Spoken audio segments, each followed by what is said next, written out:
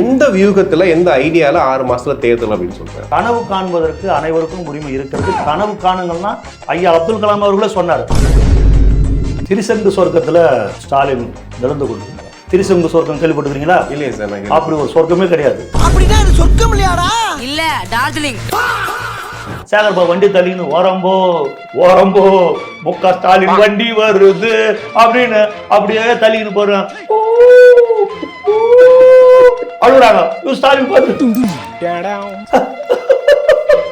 அப்படின்ற ஸ்டாலின் சேகர்பாபு கண்ணு காட்டுறாரு. அழுங்க, நல்லா அழுங்க. சும்மா கண்ணுல தண்ணி ஊட்டினா 500 ரூபாய், அதுனா 1000 ரூபாய். ஜீப்பு முன்னாடி 10 நீ பிறண்டினா 5000 ரூபாய். வண்டி எங்க நிக்குது, இவன் எங்க விழுவுறா பத்தியா? திருச்சி கிழக்குல திரும்ப ஸ்டாலின் அவர்கள் நிக்கிறதா சொல்றாங்க.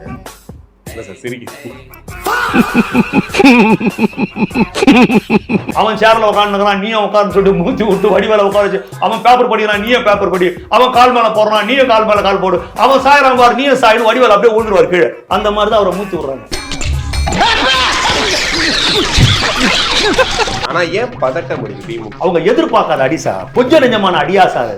அந்த மாதிரி அடி அடிச்சிருக்க அடி, அந்த மாதிரி அடி கிடையாது. ட்ரீட் பண்ற டாக்டர் மிரண்டு போய்க்கலாம் ஸ்டாலின். இது சாதாரண ஒரு ஆள் அடிச்ச அடி கிடையாது. அரசியல் வெறி ஊறி போன ஒருத்தராலதான், ஜனநாயக வெறி ஊறி போன ஒருத்தராலதான் இந்த அளவுக்கு அடிக்க முடியும். இப்படி அடிச்சு போட்டுருக்காங்க. கொளத்தூர்ல நீ தோத்துட்டியா? உனக்கு இருக்க வியாதிக்கு நீ வெளியே அலைய கூடாது. கரெக்ட். உனக்கு மெமரி லாஸ். மிசாலா உள்ள போயிருக்காரு சார். அதெல்லாம் அவர் மிசால போனார். யார் சொன்னது? அவங்க தான் சொல்றாங்க சார். மிசா காலத்துல போனார். நெஞ்சில மிதிச்சாங்க, போட்டு அடி. ஆமா, தப்பு பண்ண நெஞ்சில தான் மிதிப்பாங்க. சொல்லுங்க, தப்பு பண்ண எங்க மிதிப்பாங்க? என்ன சொல்ல சொன்னா என்ன சொல்லிட்டு இருக்க? ஜென்சி கூட்டம் பாத்துருப்பீங்க. ஜென்சி கூட்டம் சொல்லிட்டு ஒரு விஷயம் பண்றாங்க. டை அடிச்சு எல்லாரும் டை அடிச்சு ஜென்சின்னு உட்கார வைக்கிறீங்க. நேத்து கூட மாணவர் அணி தான் போராட்டம். மாணவர் அணி போராட்டத்துல பாருங்க, எல்லாம் சேகர் பாபுலாம் முன்னாடி நிக்கிறார். அவர் மாணவர். அவரு மொத்தமா நடிச்சு போயிட்டு சொல்லுங்க, அவர் மாணவர். அவரு சும்மா இவங்க மாணவர்னு சொல்லிட்டு அவரு இந்த மேயர் இவங்க எல்லாம் தான் போய் நிக்கிறாங்க. அவளை கவுத்துட்டு வரைய சொல்லிட்டு போய் நீ கவுந்துட்டு வந்திருக்கிற. சீமான் மட்டும் சட்டமன்றத்துல வந்துட்டாரு அப்படின்னா தாவேகா கட்சி தண்ணி குடிக்கும் அப்படின்னு சொல்லி நீங்க தாவேகா யார் முண்டு கொடுப்பா? இல்ல சார், ஸ்டாலின் முண்டு கொடுப்பாரா? சீமா உள்ள வந்துட்டாருன்னா தாவேகா தண்ணி குடிக்கும். முண்டு யார் கொடுப்பான்றேன்? ஒரு சும்மா தானே இருக்கிறாரு. நாங்க வேற காணும் தேடி இருக்கிறோம். முண்டு கொடுக்கறதுக்காக உள்ள வரட்டும் அவரு. அண்ணா அறிவாலய பக்கம் போனீங்கன்னா கேட்டெல்லாம் திறந்து வச்சு ஃப்ரீயா மைதானமாகுது. அப்படின்னு ரிட்டர்ன் சவுண்ட் கேட்கும் அப்படின்னு. ஆமாங்க, அந்த பக்கமா நடந்து போனா கூட பாப்பா தளபதி சும்மா தான் கட்சியில சேரு, சாப்பிட போறேன், என்ன கட்சியில சேரு. ஒட்ட கோழி கொக்கரிச்சு பொழுது விடிஞ்சா கட்ட சேவல் முட்டை போட்டா இதெல்லாம் நடக்கும். நீ திமுக அதிமுக ஒட்டுமொத்த கட்சியும் ஒன்னாண்டுனால நீ ஜெயிக்க போறது கிடையாது. ஓட ஓட அடிப்பார் தளபதி. இது மிரட்டல் அல்ல, எச்சரிக்கை. சி ஜோசப் விஜய் எனும் நான்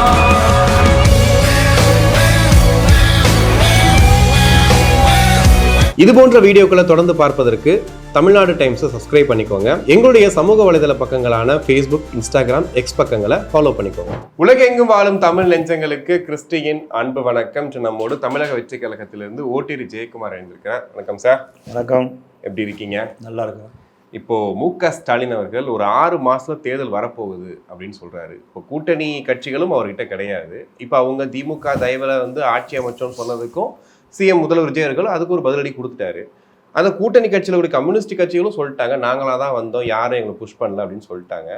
எந்த வியூகத்தில் எந்த ஐடியாவில் 6 மாசத்துல தேர்தல் அப்படின்னு சொல்றாரு?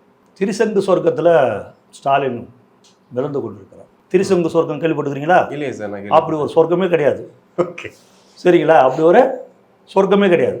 அதுதான் திரிசங்கு சொர்க்கம்னு வாங்க. அப்படியே எங்கேயோ மிதக்கிற மாதிரி. அந்த மாதிரி எங்கேயோ மிதப்பில் இவர் ஸ்டாலின் வரும் மிதந்து கொண்டிருக்கிறார். கனவு காண்பதற்கு அனைவருக்கும் உரிமை இருக்கிறது. கனவு காணுங்கள்னா ஐயா அப்துல் கலாம் அவர்களே சொன்னார். ஆனா இந்த மாதிரி கனவுலாம் தயவு செய்து காணாதீங்க. ஒரு நாளும் நடக்காது. இது இந்த 5 வருஷம் இல்லை, 25-30 வருஷத்துக்கு தளபதியுடைய ஆட்சி தான், தளபதி ஜோசப் விஜயுடைய ஆட்சி தான் தமிழ்நாட்டில் இன்னும் 25-30 வருஷத்துக்கு இருக்க போகுது. சரிங்களா? உங்களுடைய தோழமை கட்சி நீங்க சொல்ற நாங்க தான் இந்த ஆட்சிக்கு முட்டு கொடுக்குறோம், எங்க ஆட்கள் தான் முட்டு கொடுத்தாங்கன்னு சொல்றீங்க.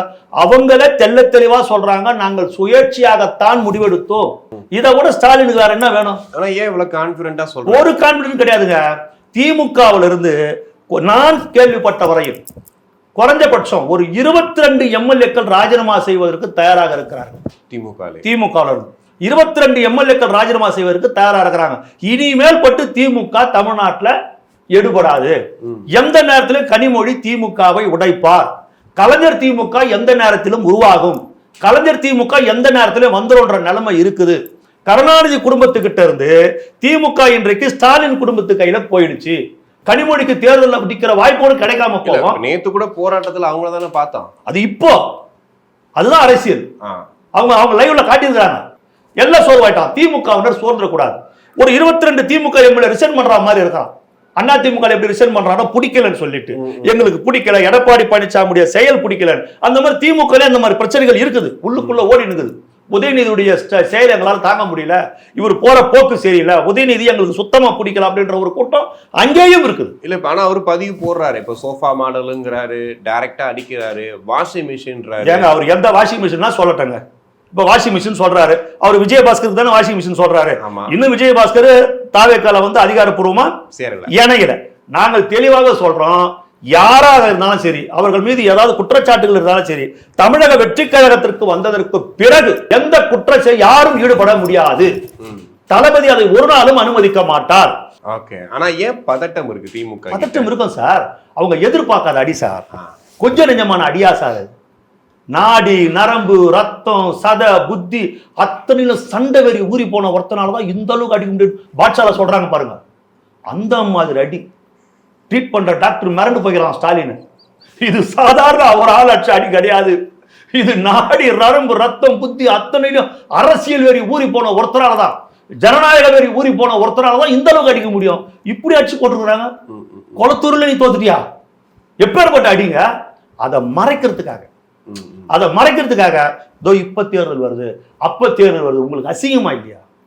மக்கள் தீர்ப்புக்கு நீங்கள் கொடுக்கிற மரியாதை இதுதானா? பெருந்தலைவர் காமராஜர் என்ன சொன்னார்? இந்த தேசத்தின் விடுதலைக்காக 10 ஆண்டுகள் சிறையில் இருந்தவர், 9 ஆண்டுகள் முதலமைச்சராக இருந்தவர். மிசாலா உள்ள போயிருக்காரு சார். அதெல்லாம் அவர் மிசால போனார். யார் சொன்னது? இல்ல அவங்க தான் சொல்றாங்க சார். மிசா காலத்துல போனார். மிசா காலம் என்பது வேறு, நல்லா புரிஞ்சுங்க. மிசால போல. இப்போ எங்க தாத்தா இருக்கிறாரு, எங்க தாத்தா கூட வெள்ளக்கார காலத்துல ஜெயில இருந்தாருப்பா.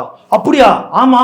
சுதந்திர போராட்டத்தை தியாகம் பண்ணாரா? இல்லையா. பிட் பாக்கெட் அடிச்சாரு, அட்டவம் பொண்டாட்டி கூடிய நகையை பிடிச்சி அறுத்தாரு, ஊடு பூந்து திருநாரு.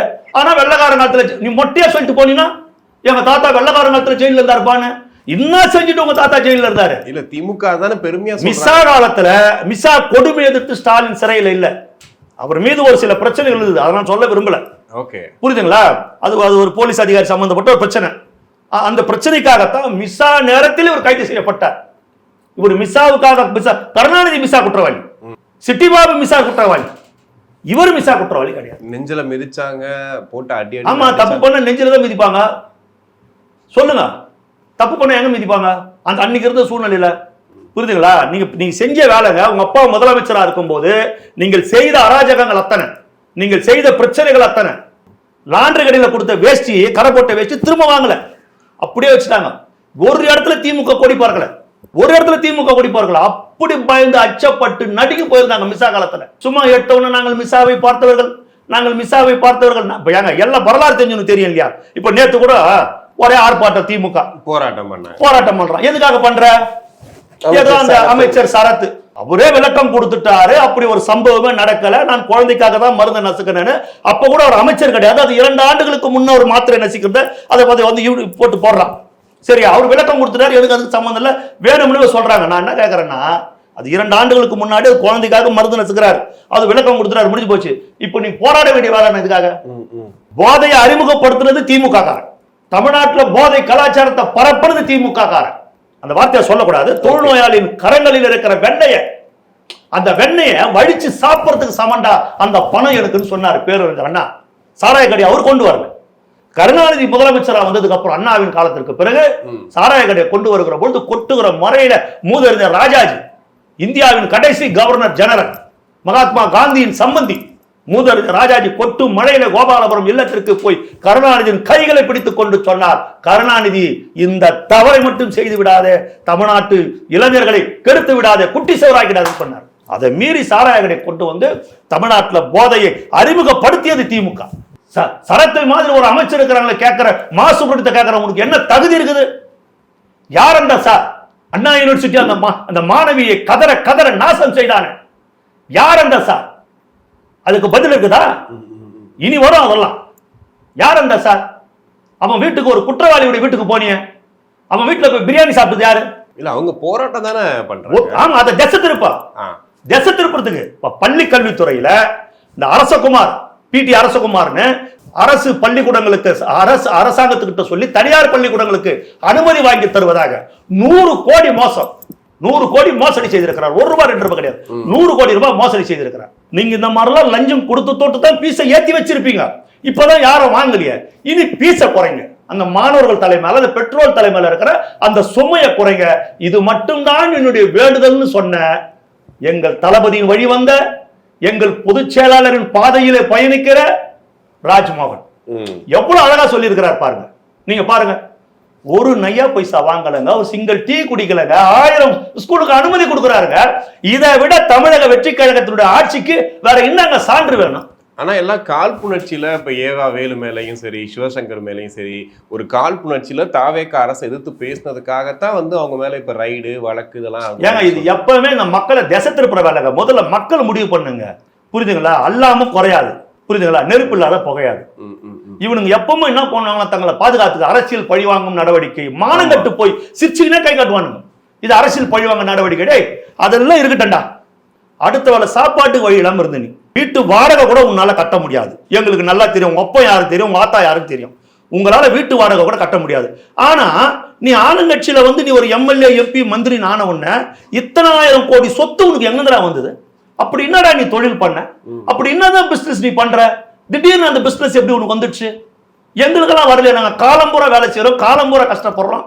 எப்படி வருது? இல்ல எந்தெந்த அமைச்சர்கள் மேல இப்ப அந்த லஞ்ச ஒழிப்பு திமுகவில் இருக்கிற ஒட்டுமொத்த அமைச்சர்களும் ஊழல் பெருச்சாளிகள், ஒட்டுமொத்தமா ஸ்டாலின் உள்பட அத்தனை பேரும் நிரந்தரமான சிறையில் இருக்க வேண்டியவர், அத்தனை பேரும் ஊழல் குற்றவாளிகள். வரும் பாருங்க, அத்தனை பேரும் ஊழல் குற்றவாளிகள் ஆதாரத்தோடு சிக்கி இருக்கிறார்கள். ஏன் தாவேக ஆட்சியில இப்ப பள்ளி நிறுவனங்கள் சொல்றீங்க இல்லையா, கல்வி நிறுவனம் வர்றாங்க பேசுறாங்கன்ட்டு, ஏன் இந்த ஆட்சியில இப்ப வந்து பேசுறாங்க? இது திமுக ஆட்சியிலே வந்து அவங்க வெளியே சொல்லியிருக்கலாமே, சொல்லியிருந்தா என்ன நடந்திருக்க போகுது? சொன்னாங்களே, திமுக ஆட்சியில சொன்னாங்களே, திமுக ஆட்சியில வெளியில வந்தது, திமுக ஆட்சியில போய் டிஜிபி கிட்ட போய் புகார் கொடுத்தாங்களே.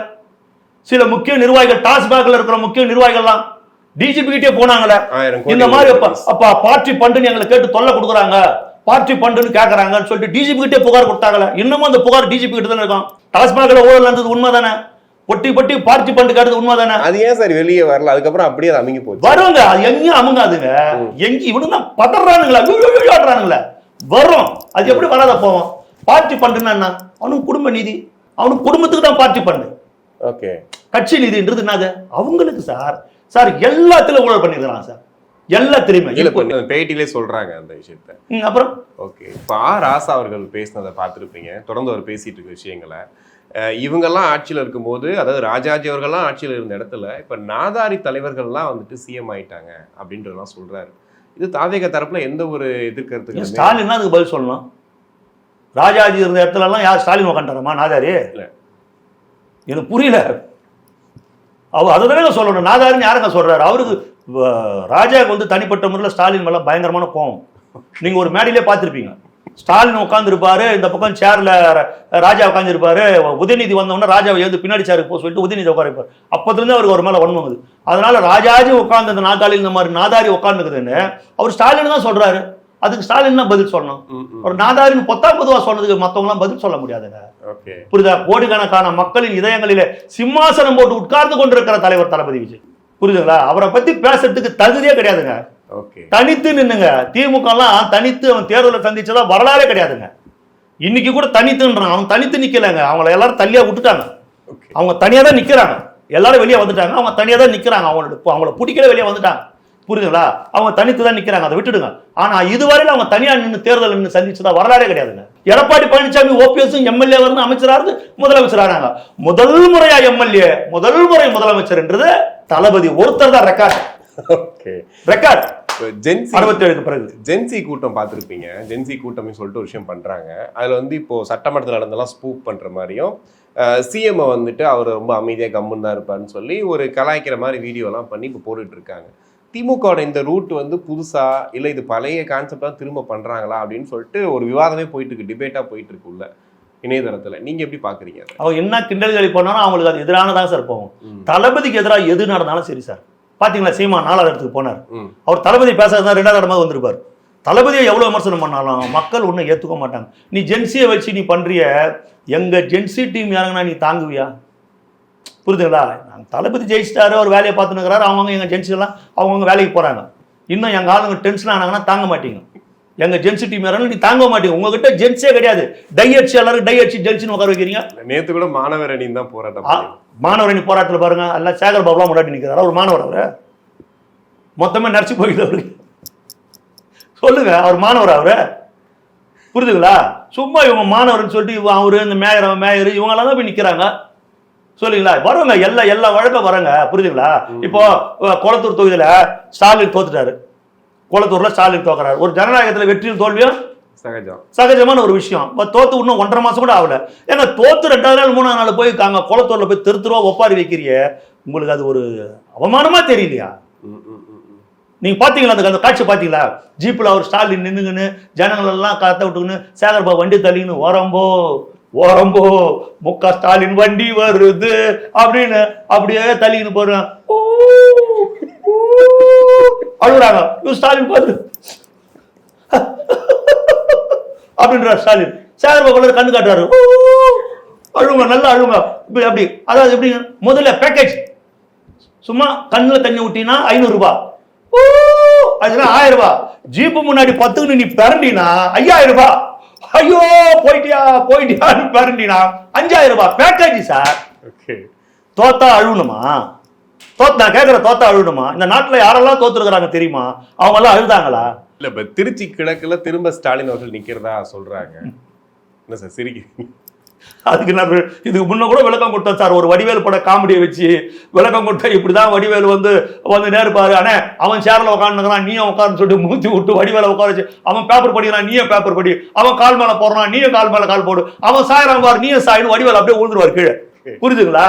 அந்த மாதிரிதான் அவரை மூத்து விடுறாங்க. ஓகே, சீமான் அவர்கள் அம்பாசமுத்திரம் தொகுதியில புது வேட்பாளர் அப்படிங்கிறாங்க. திமுகவும் சரி அதிமுக சரி ஆளை நிப்பாட்டாது, அவர் தான் ஜெயிக்க போறாருன்னு. சீமான் மட்டும் சட்டமன்றத்துக்குள்ள வந்துட்டாரு அப்படின்னா தாவேகா கட்சி தண்ணி குடிக்கும் அப்படின்னு சொல்லி நீங்க யார் முண்டு கொடுப்பா? இல்ல சார் ஸ்டாலின் முண்டு கொடுப்பாரா? சீமா உள்ள வந்துட்டாருன்னா தாவேகா தண்ணி குடிக்கும். மொண்டு யார் கொடுப்பான்றேன்? ஒரு சும்மா தானே இருக்கிறாரு. நாங்க வேற காணும் தேடி நிக்கிறோம். மொண்டு கொடுக்கறதுக்காக உள்ள வரட்டவர். அப்போ இவங்க கிட்ட அந்த திறமை கிடையாது. இவங்க யாருக்கிட்டையும் திறமை கிடையாது, ஒத்துக்கிறாங்க இல்லையா? திமுக ஒருத்தங்கிட்ட கூட கிடையாது, அதிமுக ஒருத்தங்கிட்ட கூட கிடையாது, யாருக்கிட்டும் கிடையாது. ஒத்துக்கிறாங்களா? இல்ல சட்டமன்றத்துக்குள்ள அவர் வந்துட்டாருனாவே போதும். ஏன்னா இப்ப தாவேகாவை அடிக்கிறதுக்கு முதல்ல சீமா சட்டமன்றத்துக்குள்ள வரவே முடியாது. புரியுதா? பொட்ட கோழி கொக்கரிச்சு பொழுது விடிஞ்சா கட்ட சேவல் முட்டை போட்டா இதெல்லாம் நடக்கும். புரியுதுங்களா? நீ முதல்ல நடக்காத ஒண்ணு எதுக்கு பேசினுக்கிறீங்க? ஜனங்க ஓட்டு போடணும், நீ ஜெயிக்கணும். நீ திமுக அதிமுக ஒட்டுமொத்த கட்சியும் ஒன்னான்னு நீ ஜெயிக்க போறது கிடையாது.